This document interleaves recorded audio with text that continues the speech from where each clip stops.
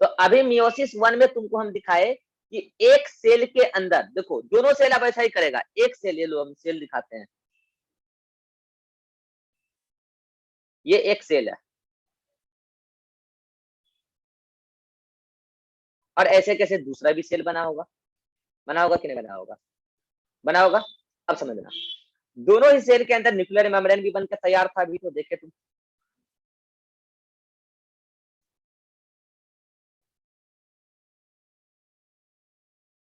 और दोनों ही सेल के अंदर टोटल कितने धागे आके तैयार थे, बोलो 23।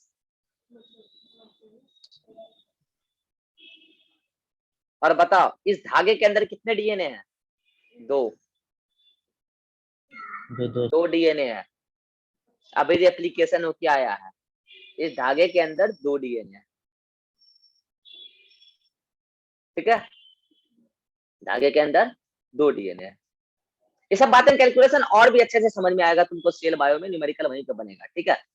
अब समझना, अब क्या होने वाला है, इस मियोसिस के दौरान ये सेल, दोनों ही सेल एंटर करेगा पहले जीवन में, और यहाँ पर एस फेज नहीं होता, डायरेक्ट G2 होता है। उसके बाद प्रोफेज, फिर मेटाफेज, फिर एनाफेज, और फिर टीलोफेज, और देन लास्ट में साइटोकाइनेसिस, ठीक है। और एक बार जल्दी से सबका सेल ले लेते हैं कि जीवन के दौरान क्या होगा, जल्दी से देख लो, जीवन के दौरान का सेल ले रहे हैं, दोनों का ही ले रहे हैं, दोनों का केस। वही सेल पहुंचेगा G2 के दौरान, वही सेल पहुंचेगा प्रोफेज में, वही सेल पहुंचेगा मेटाफेज में,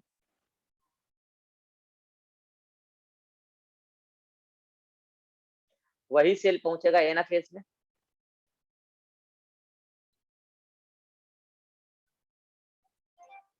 वही सेल पहुंचेगा यहाँ तुम्हारा टीलोफेज में,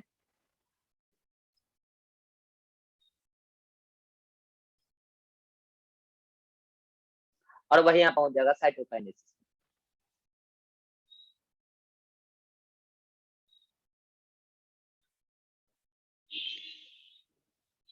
सबके अंदर का न्यूक्लियर मेम्ब्रेन दिखा दे खटखट।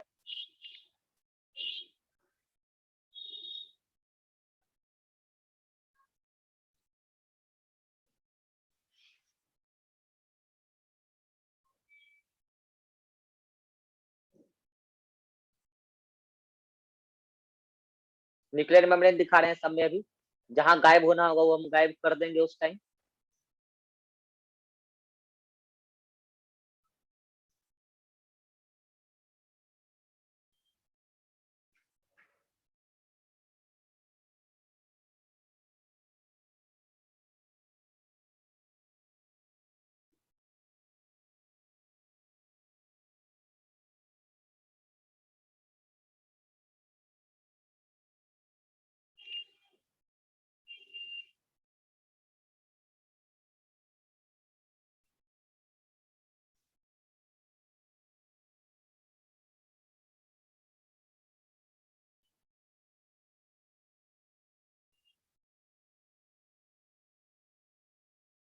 थोड़ा बहुत तो सेल तुम लोग को अभी समझ में आ जाएगा खटाखट।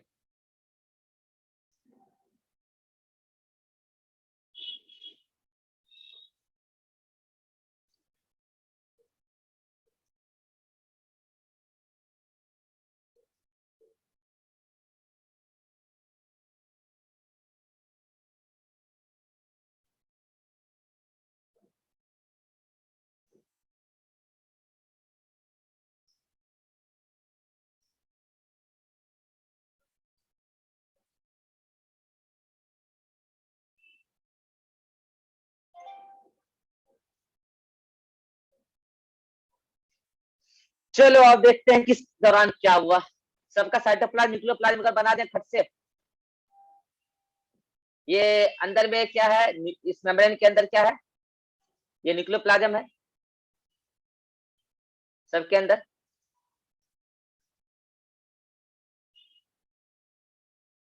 डायग्राम हम तुम लोग के सामने क्यों बना रहे हैं, उसका एक ही मकसद है, तुम लोग सीख पाओ कि हम कैसे किए, डायग्राम में क्या कारीगरी किए, कहाँ क्या उड़ाए, कहाँ क्या ऐड किए, कब साइटोप्लाज्म और न्यूक्लियोप्लाज्म मिक्स हो गया।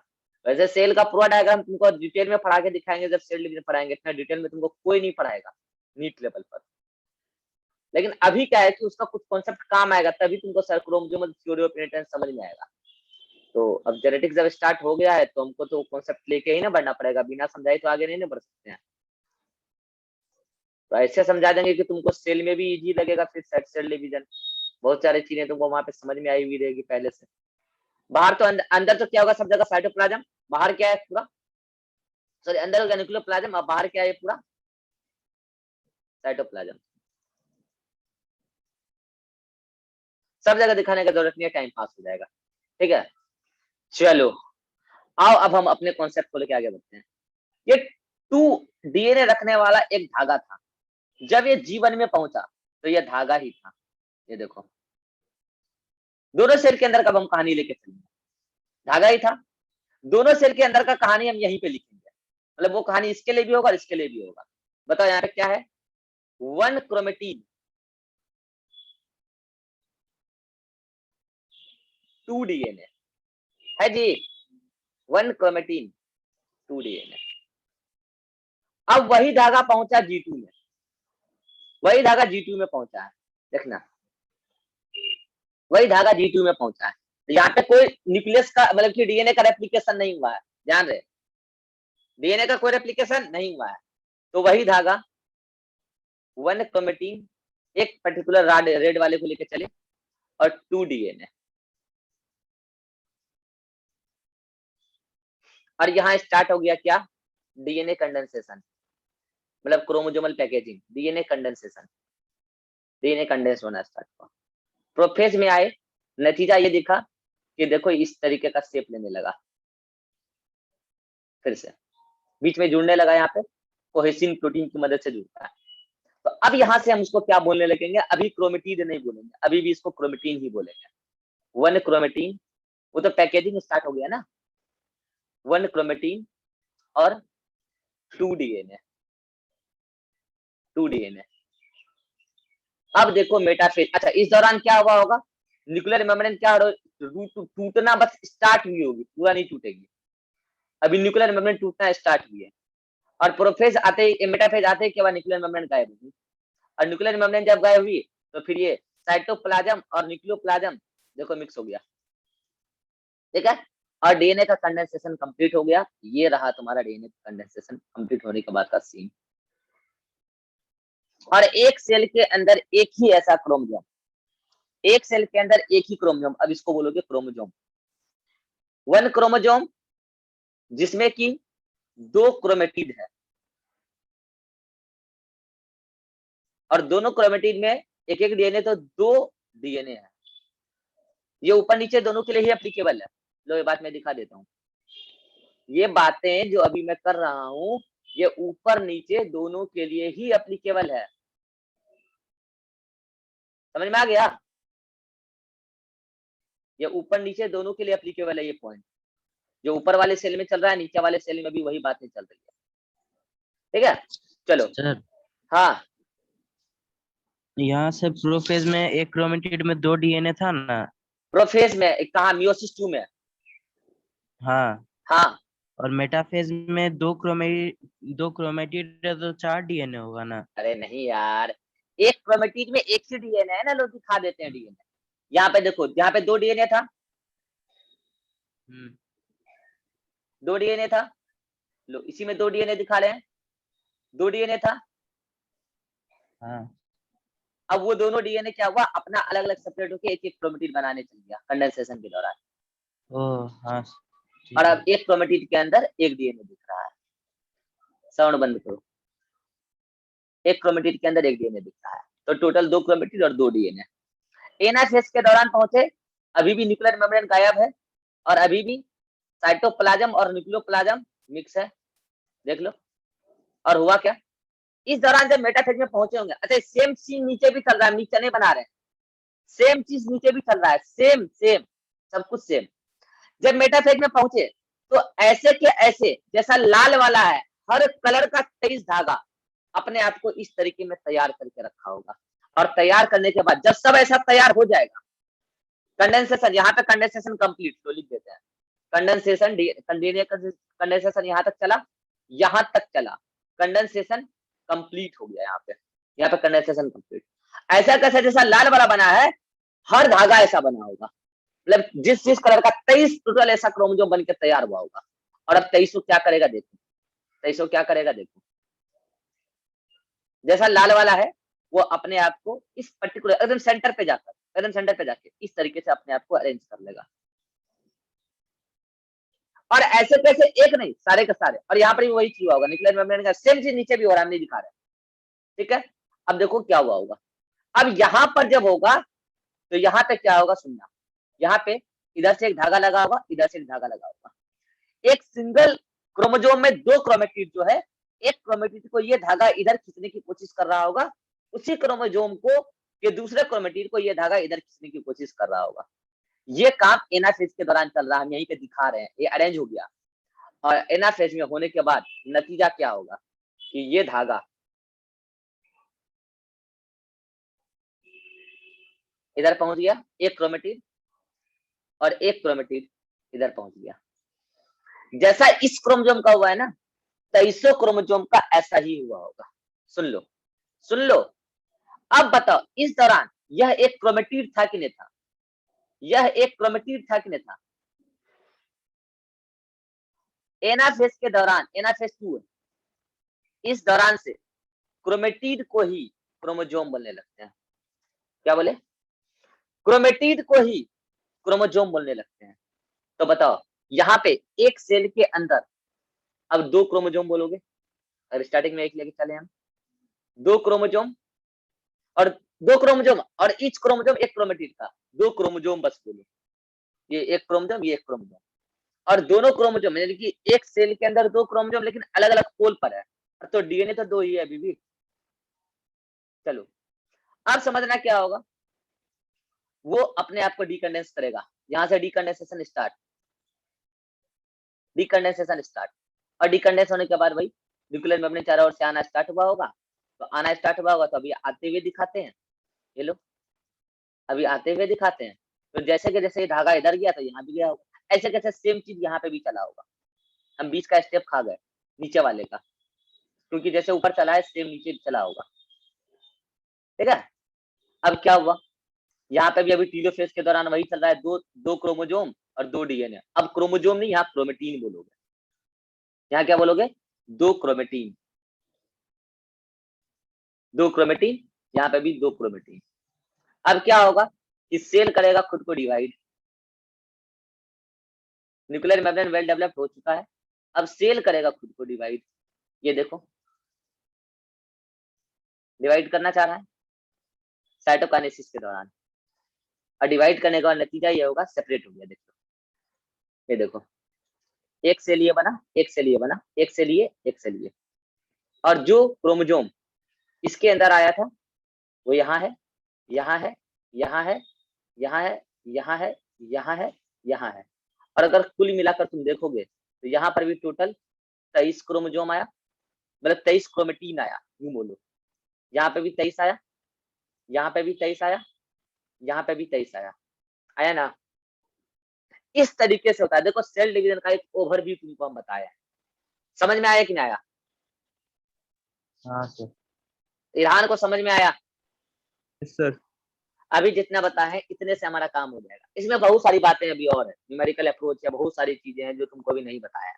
इसका भी स्क्रीनशॉट लेना तो ले लो, बहुत सारी बातें हैं अभी जो हम बात करेंगे सेल में। चलो अब आते हैं हम अपने कंसेप्ट पर। हमारा जो आज का कंसेप्ट था वो कंसेप्ट क्या है, वो कंसेप्ट है हमारा क्रोमोसोमल थ्योरी ऑफ इनहेरिटेंस।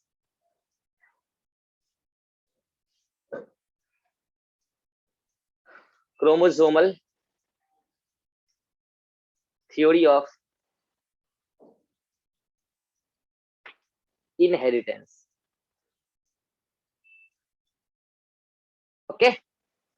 अब समझते हैं इस क्रोमोसोमल थ्योरी ऑफ इनहेरिटेंस में सटर एंड बावेरी ने क्या क्या बातें बोली है। पहले इसका कंक्लूजन ही हम लोग समझते हैं डायरेक्ट, इसके क्या क्या कंक्लूजन है। इन्होंने पहला कंक्लूजन जो बोला, क्या बोला कि मेंडल जिस पर्टिकुलर कैरेक्टर के बारे में बात करते हैं, वो कैरेक्टर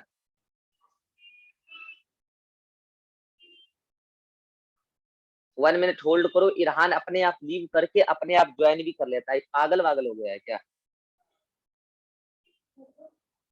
अभी आया, ज्वाइन किया। सर आवाज आपका रुक गया था, इसलिए मैं ऐसे किया था अभी। आवाज रुक गया था, जब मैं तुम्हारा ये वाईफाई कनेक्शन तो स्टेबल नहीं है अभी तक। अब आवाज आ रहा है? यस सर, आ रहा है। मियोसिस 2 तक सब कुछ समझ में आया था? Yes sir. तो चलो अब देखो क्रोमोसोमल थ्योरी ऑफ इनहेरिटेंस। इसमें हम डायरेक्ट पहले कंक्लूजन को समझते हैं। उन्होंने पहला कंक्लूजन क्या बोला कि जो नेक्स्ट जनरेशन में कैरेक्टर इनहेरिट होता है, मतलब कैरेक्टर का जो इनहेरिटेंस होता है, कैरेक्टर इनहेरिट होता है नेक्स्ट जनरेशन में, इनहेरिटेंस होता है, वो नेक्स्ट जनरेशन में कौन लेकर जाता है? तो वो क्रोमोसोम लेकर जाता है। नेक्स्ट जनरेशन में क्रोमोसोम लेकर जाता है, क्योंकि क्रोमोसोम में है डीएनए और डीएनए में ही है वो जीन।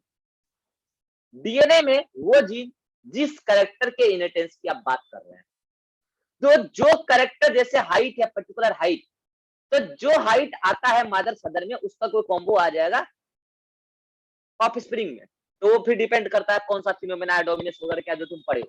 लेकिन जो एक कैरेक्टर गया है, हाइट कैरेक्टर आया है नेक्स्ट जनरेशन में, उसको रेगुलेट करने वाला जीन डायरेक्ट नहीं जाता, इनफेक्ट जाता क्या है? न्यूक्लियस, सॉरी क्रोमोसोम जाता है। और क्रोमोसोम में होता है डीएनए, डीएनए में जीन, यानी कि फाइनली क्रोमोसोम के जाने की वजह से जीन भी चला गया।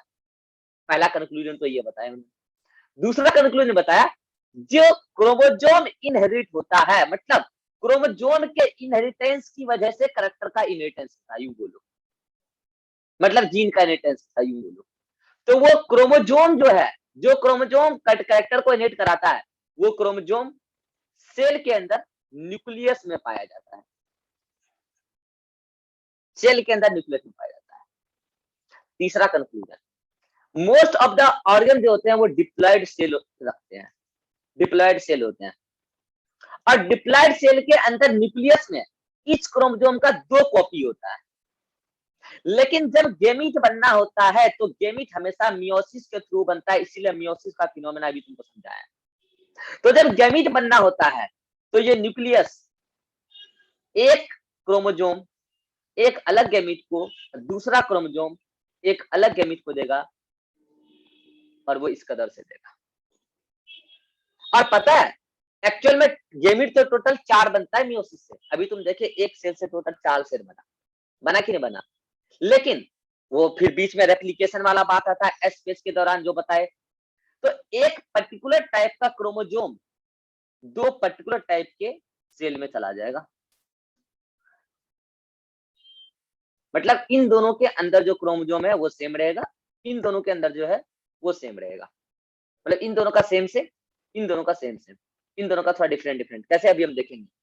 मतलब कहने का मतलब ये है कि जो एक पर्टिकुलर सेल है जो गेमीट बनाएगा, तो जब गेमीट होगा, गेमीट में सिर्फ एक ही क्रोमोसोम जाने वाला है, जिसका 2 सेट मिलता था, गेमीट के अंदर एक ही क्रोमोसोम जाने वाला है, बस ये समझो।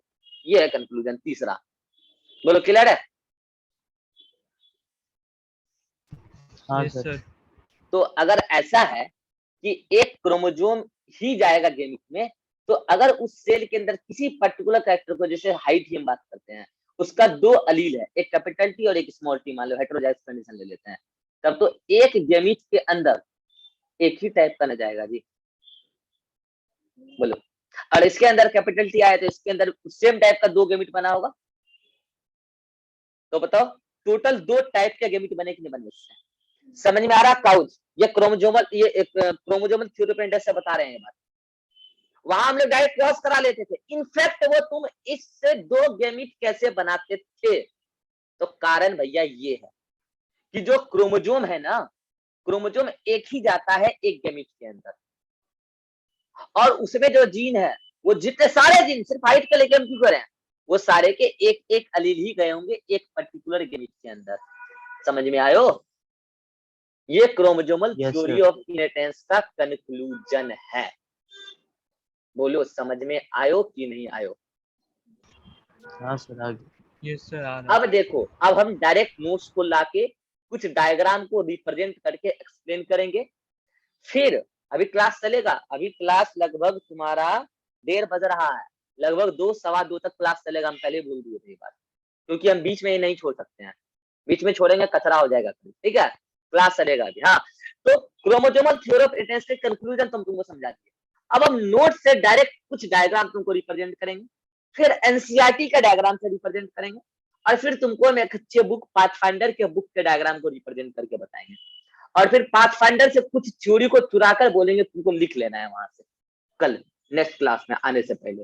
तो आओ पहले हम स्लाइड रिप्रेजेंट कर करके तुमको इस सारे कंक्लूजन को एक्सप्लेन करते हैं।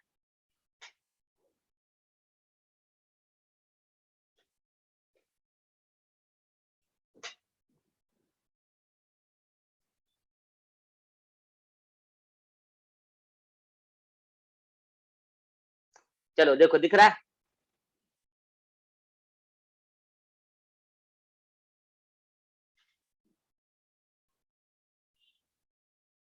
अरे भोंकू दिख रहा है जी? हाँ सर दिख रहा तो हाँ देखो, सर दिख रहा एक बार खटाखटा अंडरलाइन कर देते हैं क्या क्या हम पढ़ा चुके हैं अब तक, ठीक है। 1902 में 1902 में क्रोमोसोम के मूवमेंट के बेसिस पर, ये देखो, क्रोमोसोम के मूवमेंट के बेसिस पे सटन एंड बावेरी ने क्रोमोसोमल मूवमेंट के बेसिस पर मेंडल्स के लॉ को एक्सप्लेन किया और दिया एक theory, chromosomal theory of inheritance. Sutton and Boveri ने दिया है। इसका डायरेक्ट कंक्लूजन देखिए, ये 4 gamete carry hereditary information and they transfer it to next generation. मतलब गैमीट में ही हेरिडेटरी इंफॉर्मेशन होता है, मतलब पर्टिकुलर जीन होता है, पर्टिकुलर अलील होता है जो पर्टिकुलर कैरेक्टर को रेगुलेट करता है, और ये जो गैमीट के अंदर ये इंफॉर्मेशन है वो नेक्स्ट जनरेशन में चला जाता है क्रोमोसोम के साथ। तो कैसे देखो, लिखा है in the gametes the information और फैक्टर्स। इंफॉर्मेशन का मतलब क्या, वो पर्टिकुलर कैरेक्टर या फिर factor are present in nucleus. Gamete में भी वो चीज कहाँ है, गैमीट के न्यूक्लियस में होगा। ये गैमीट है, उसके न्यूक्लियस में होगा। In the nucleus these factor are present on chromosome और क्रोमेटिन। अब तुम समझ गए क्रोमोसोम क्रोमेटिन में क्या अंतर है, समझ गए हो ना? क्रोमोसोम क्रोमेटिन में अंतर है, क्या है, कब कौन सा वर्ड यूज करना है तुमको हम सिखा चुके हैं। ऑन ईच क्रोमोसोम, अब क्रोमोसोम बोलो, क्रोमेटिन बोलो, कब क्या बोलना है तुम समझ चुके हो। On each chromosome factors of many character are present in linear manner. एक क्रोमोसोम पे कोई एक जीन नहीं होता, एक जीन यहाँ है, एक जीन यहाँ है, एक जीन यहाँ है, एक जीन, सारे जीन है, और एक पर्टिकुलर क्रोमोसोम में जो भी जीन है वो सभी चले जाएंगे नेक्स्ट जनरेशन में गैमीट के थ्रू। ये 4 कंक्लूजन समझ में आ गया तो भोंकू याद कर लोगे, 4 कंक्लूजन कल पूछेंगे भी सही, और ये एग्जाम में डायरेक्टली आता है बोर्ड में। क्या, gamete carry hereditary information and they transfer it to next generation. मतलब गैमीट में ही हेरिडिटरी इंफॉर्मेशन छुपा होता है और वो नेक्स्ट जनरेशन में देता है। पहला कंक्लूजन ये। दूसरा कंक्लूजन क्या है कि इन द गैमिट्स, वो गैमिट्स में होता है हेरिडिटरी इंफॉर्मेशन, कहां पर होता है, तो न्यूक्लियस में होता है। तो कैसे याद रखोगे, देखो डायग्राम के थ्रू याद रखोगे कि गैमीट में हेरिडिटरी इंफॉर्मेशन होता है। अब गैमीट में हेरिडिटरी इंफॉर्मेशन कहां होता है, तो न्यूक्लियस के अंदर होता है। न्यूक्लियस में भी कहां होता है, तो क्रोमोसोम पर होता है, और क्रोमोसोम पर एक नहीं कई सारे होते हैं। देखो डायग्राम के थ्रू कैसे याद रखे, समझ में आया? समझ में आया जी भोंकू? है। हाँ सर आ गया। फिर से याद करा देते हैं, देखो और फिर से याद करा देते हैं। क्या बोलोगे कि जो हेरिडिटरी इंफॉर्मेशन है वो गैमीट्स के अंदर होता है। ये गैमीट बनाए, गैमीट के अंदर पहला कंक्लूजन है कि गैमीट के अंदर होता है, और नेक्स्ट जनरेशन में तो गैमीट ही जाता है, माई बाप थोड़ी जाता है, नेक्स्ट जनरेशन में तो गैमीट ही जाता है। गैमीट जाता है नेक्स्ट जनरेशन में, और गैमीट के अंदर ये इन्फॉर्मेशन होता है। गैमीट के अंदर ये इन्फॉर्मेशन कहाँ होता है, इन्फॉर्मेशन ए फैक्टर, वो न्यूक्लियस के अंदर होता है। न्यूक्लियस बनाया, न्यूक्लियस में कहाँ होता है, तो क्रोमोसोम पर होता है या क्रोमेटिन पर होता है। और क्रोमोसोम या क्रोमेटिन पे एक नहीं कई सारे ऐसे फैक्टर या इन्फॉर्मेशन होते हैं जो नेक्स्ट जनरेशन में जाता है, जो लीनियर मैनर में अरेंज है। ये बोलो, चारों कंक्लूजन याद रह जाएगा? हाँ सर। सर चलो हाँ बोलो। नहीं सर कुछ नहीं बोल रहा हूँ। चलो अब हम बता रहे हैं क्या, कि सटन एंड बावरी ने ये पढ़ के, ये सब कुछ पढ़ के, मेंडेलियन फैक्टर मतलब कि जीन, मेंडेलियन फैक्टर और क्रोमोसोम के बीच में कुछ पैरेललिज्म का मतलब समझते हो, मतलब कुछ सिमिलैरिटी और कुछ डिफरेंसेस निकाला। कुछ सिमिलरिटी और कुछ डिफरेंसेस निकाला। और पता है एनसीईआरटी में क्या किया है, एक कॉलम इधर बना दिया, ऐसे कैसे, एक कॉलम इधर और एक कॉलम इधर, और 4 पॉइंट लिख दिया, 1 2 3 4 5, 5 पॉइंट लिख दिया। और ये पांचों पॉइंट पढ़ के तुमको बोला कि पांचों पॉइंट पढ़िए और बताइए कौन सा कॉलम क्रोमोसोम का है और कौन सा कॉलम मेंडेलियन फैक्टर यानी कि जीन का है। पता है ये बात बताने में बच्चा का ना लंका लग जाता है, लेकिन तुम बता दोगे। आओ सिखाते हैं कैसे, आओ सिखाते हैं कैसे। आओ देखो यहाँ पर बताते हैं कैसे। पहला पॉइंट देखो कि पहला पॉइंट क्या बोल रहा है। पहला पॉइंट बोल रहा है अकर्स इन पेयर। इस कॉलम, ये कॉलम ए है और ये कॉलम बी है, समझ गए। अभी तुमको ये नहीं पता है कि कौन मेंडेलियन फैक्टर के लिए और कौन क्रोमोसोम के लिए, ठीक है, तुमको अभी नहीं पता है, ठीक है। बोल रहा है कि ये पहला मतलब कॉलम ए में जो भी चीज है वो पेयर में मिलता है, इसमें भी लिख रहा है पेयर में मिलता है। तो भाई जीन भी पेयर में मिलता है, बात पता है, मेंडल बोलते थे मेंडेलियन फैक्टर पेयर में मिलता है, और क्रोमोसोम भी तो मोस्ट ऑफ रीजन में पेयर में मिलता है। तो यहाँ से तो पता नहीं चल रहा ना ए कॉलम किसका और बी कॉलम किसका, पता चल रहा है क्या यहाँ से, नहीं ना। नहीं सर। चलो दूसरा पॉइंट क्या लिखा है कि ये ए वाले कॉलम में जो भी है वो सेग्रीगेशन शो करता है, और बी वाले कॉलम में जो भी है वो डिसजंक्शन शो करता है। तो भैया जब डिसजंक्शन होगा तो सेग्रीगेशन तो होना ही है, वही चीज तो हुआ, डिसजंक्शन सेग्रीगेशन एक ही चीज है यार, दोनों सिनोनिम्स है। तो इससे भी कहां पता चल रहा है, अलीलिक जीन का हट जाना, अलीलिक जीन का हट जाना सेग्रीगेशन बोल रहे हो, उसी का तो डिसजंक्शन भी बोल रहे हो। हाँ ये बात अलग है कि सेग्रीगेशन मोर प्रॉपर्ली यूज करना चाहिए जीन के लिए, अलील के लिए, डिसजंक्शन मोर प्रॉपर्ली यूज करना चाहिए क्रोमोसोम के लिए। लेकिन दोनों अलीलिक जीन का अलग होना भी तो डिसजंक्शन करा सकता है ना, क्या दिक्कत है इसमें, कोई दिक्कत नहीं। इससे भी ये क्लियर नहीं हो रहा कि कौन जीन का कॉलम है और कौन क्रोमोसोम का कॉलम है। नेक्स्ट क्या बोल रहा है कि सो इंडिपेंडेंट असॉर्टमेंट, और एक में बोल रहा है कि one pair of chromosome is independent from other. तो यहाँ पे वन पेयर ऑफ क्रोमोसोम नहीं लिखा है, या मेरे नोट्स में लिखा हुआ है, वहां पे लिखा है कि one pair is independent from other pair.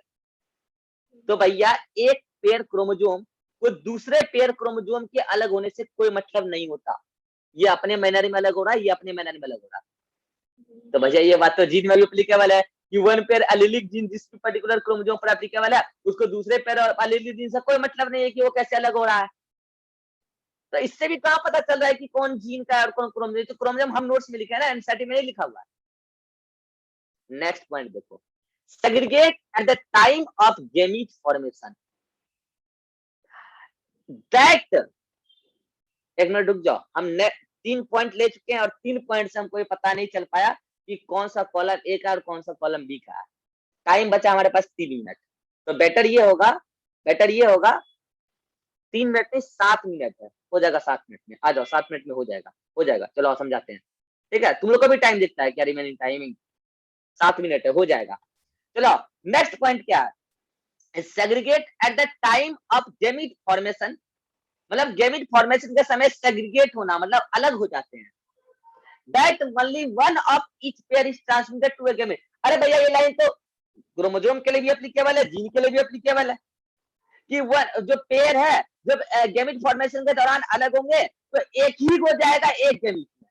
तो भैया ये बात तो क्रोमोसोम में भी एप्लीकेबल है, वो भी पेयर में मिलता है, जब गेमीट बनना होगा तो एक ही क्रोमोसोम जाएगा एक गेमीट में। देखो इधर भी वही सेम लाइन लिखा हुआ है अलग अलग, segregate at gamete formation and only one of each pair is transmitted to a gamete. भाई दोनों एक ही लाइन है लगभग लगभग, इससे कुछ पता नहीं चल रहा कि कौन सा लाइन किसके लिए है, मेंडेलियन फैक्टर के लिए कौन है, मतलब जीन के लिए कौन है और क्रोमोसोम के लिए कौन है, बताओ, इससे भी पता नहीं चला।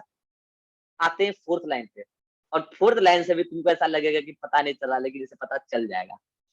ये लाइन लिखा है इंडिपेंडेंट पेयर्स, मतलब एक पेयर ये, एक पेयर ये, एक पेयर ये, इस पेयर को इससे कोई मतलब नहीं, इस पेयर को इससे कोई मतलब नहीं, मतलब ये सारे इंडिपेंडेंट पेयर है। इंडिपेंडेंट पेयर जब बोल दिए तो अगर ये जीन होगा तो बताओ अलग अलग क्रोमोसोम पर लोकेटेड होगा कि नहीं होगा, मतलब अलग अलग होमोलोगस पेयर ऑफ क्रोमोसोम पर लोकेटेड होगा कि नहीं होगा। Independent pair segregates independently of each other. तो भैया ये लाइन तो क्रोमोसोम पर भी एप्लीकेबल है और ये लाइन तो जीन पर भी एप्लीकेबल है कि ये पेयर जो क्रोमोजोम है वो अपने तरीके से मतलब कि सेग्रीगेट होगा, ये क्रोमोजोम अपने तरीके से सेग्रीगेट, ये क्रोमोजोम अपने जगह से सेग्रीगेट। तो ये बात है तो जीन पे भी एप्लीकेबल है, ये अलील मतलब दोनों अलीलिक जीन अपनी तरीके से सेग्रीगेट, ये अपने तरीके से। तो this complete statement is applicable on both gene and chromosome. तो भैया एक कॉलम से तो हमको कुछ पता ही नहीं चला कि ये एक कॉलम क्रोमोजोम के लिए है कि जीन के लिए है। ऐसा लगता है कि दोनों के लिए एप्लीकेबल है, लेकिन बताना एक है कि किसके लिए है। तो आओ कॉलम बी में देखते हैं कुछ बातें। One pair segregates independently of another pair. अब ये लाइन भी लग रहा है कि दोनों पे एप्लीकेबल है, लेकिन पता है ये जो बोला है ना वन पेयर, यहाँ पे ऐसा नहीं बोला इंडिपेंडेंटली वन पेयर नहीं बोला, मतलब ऐसा नहीं बोला कि इंडिपेंडेंट पेयर नहीं। अब पता है वो वन पेयर, गौर करना, वो वन पेयर, गौर करना, हम जो बोल रहे हैं वो वन पेयर, ये भी तो हो सकता है कि एक पेयर यहाँ पर जो जीन है सेम क्रोमोजोम पर, यहाँ पर नॉन एलिलिक जीन। बोलो ये लिंक्ड जीन है कि नहीं है? क्या लिंक्ड जीन पर ये बात एप्लीकेबल हो सकता है कि one pair segregate independently of each other? क्या ये इंडिपेंडेंटली सेग्रीगेट हो सकता है क्या लिंक्ड जीन? No sir. बोलो, लेकिन क्रोमोजोम पर ये बातें ऑलवेज एप्लीकेबल है कि नहीं है जो लाइन लिखा हुआ है? हाँ सर। मतलब ये कॉलम क्रोमोजोम का है, और अगर ये कॉलम क्रोमोजोम का है तो इसको हम बोलेंगे क्या, ये जीन का है। भैया ये लाइन जो है ना, ये 5 लाइन इतना आसान नहीं है डिफाइन करना। ये जो लास्ट में लाइन लिखा है ना, वन पेयर सेग्रीगेट इंडिपेंडेंटली, यहाँ अगर वो इंडिपेंडेंट वन की जगह इंडिपेंडेंट पेयर बोल देता जैसे यहाँ बोला है, तो फिर आप इस कॉलम को सेपरेट कर ही नहीं पाते। समझ में आया नहीं आया? आया सर, आ गया। रुक जा, पहले टाइम ओवर हो चुका है, मीटिंग दोबारा ज्वाइन करो तब बताएंगे फिर से।